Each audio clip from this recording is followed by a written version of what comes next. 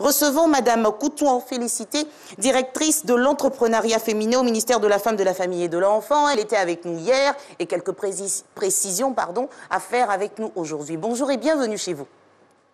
Merci. Bonjour. Comment ça va ce matin? Ça va très bien, merci. Super. Alors, quelles sont les précisions donc que vous voudriez apporter après tous ces échanges faits hier?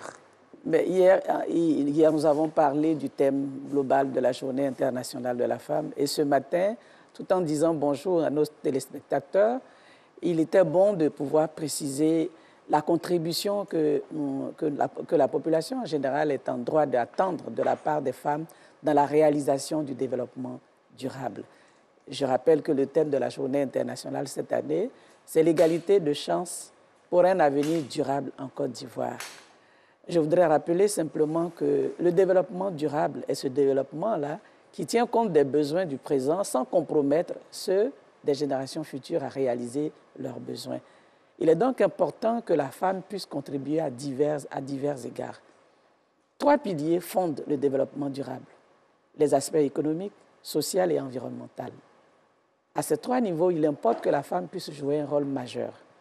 Bien souvent, nous voyons la contribution de la femme en termes environnementaux pour la réalisation du développement durable, ce qui est juste. La responsabilité des charges inhérentes à l'eau, à la préservation de l'environnement, à la préservation de la biodiversité sont autant de rôles que la femme peut jouer pour permettre à notre avenir de devenir durable, aux générations futures de profiter du potentiel dont nous profitons aujourd'hui. Il importe également que la femme puisse jouer le rôle que nous connaissons habituellement, le rôle au niveau social. Il y a un intérêt pour les populations d'assurer leur durabilité s'il est permis à la femme de jouer un rôle dans la préservation de la paix et de la cohésion sociale. Le développement durable, c'est cela aussi.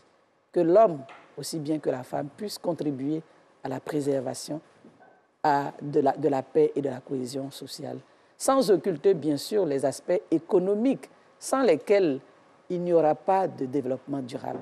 Parce que l'autonomisation économique de la femme demeure un préalable, une modalité importante pour pouvoir réaliser la création de richesses qui puissent permettre à un développement de devenir viable, même à plus forte raison durable. C'est autant de précisions qu'il était important que nous puissions apporter pour éclairer la lanterne de tous ceux qui veulent bien contribuer à permettre à la femme de jouer un rôle majeur dans les questions de développement durable.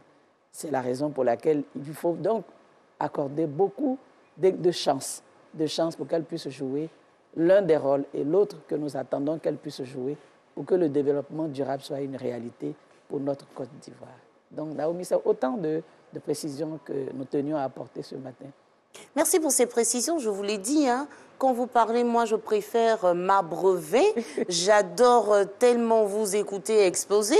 On a donc rendez-vous pour en parler en détail le 8. Il y a des panels, même avant le 8, n'est-ce pas? Oui, c'était important de le dire. Déjà, tout à l'heure, il y a eu une sensibilisation sur les droits de la femme à l'espace, au centre des métiers des mathématiques à Cocody-Saint-Jean. Toute la journée, il y aura donc la sensibilisation. À l'issue de la sensibilisation, qui sera réalisée par d'éminents professeurs en droit de notre nation, il y aura tout le reste de la journée des consultations juridiques où nous pourrions aller nous informer sur les droits de la femme. Et samedi, donc demain, au centre de l'entrepreneur, à la maison de l'entrepreneur, au plateau à la CEGC, il y aura un panel de haut niveau qui portera sur le thème lui-même, investir dans égalité de chances pour un développement durable en Côte d'Ivoire. Et il y aura également une activité majeure au cours de ce panel. Il y aura la signature d'une convention de partenariat avec EcoBank dans le cadre du projet Élevé, qui est un projet de promotion de l'entrepreneuriat féminin.